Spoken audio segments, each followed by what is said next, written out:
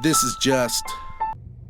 And we're live. Hey guys, we're back for part 2 with Coffee and Cold Ones. I'm HD and this is Team Jonathan's. So we're going to expand on our previous conversation over toxic mentors. So what did we come up with last time? What were we saying about the toxic mentors? So part of what we talked about in the last one was how when you come into the field or when you're in your training, you may not know that they're out there, but they are.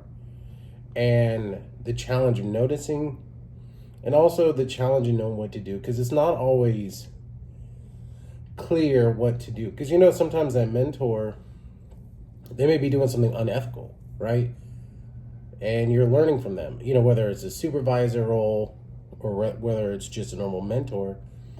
You don't know what to do, but or maybe they're getting you to do the unethical things and you don't. Yeah. I mean, obviously it's your responsibility to know, but if you've seen like an ethics code or the, whatever your state code is, right?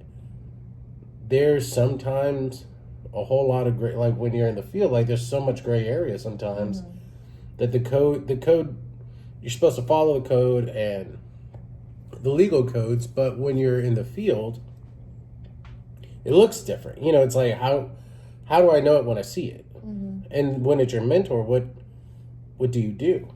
Which I think is important to have multiple people that you seek supervision from, multiple people that you seek guidance, because a lot of that stuff is, like you said, it's gray area, so it's very subjective. It depends on the setting. It depends on the client. It's very case-by-case basis.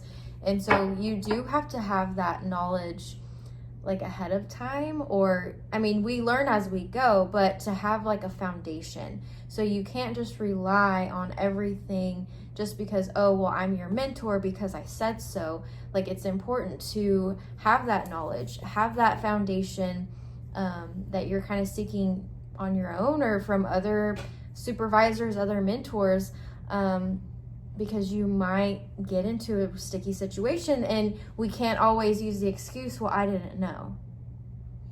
Exactly. And the tough part when you're starting in the field, or even like when you're continuing in the field, because you could be in the field for years and that mentor becomes that, becomes that toxic person, or they've been toxic this whole time, but it's behind closed doors and you don't know. Yeah. And then it happens within situations that don't affect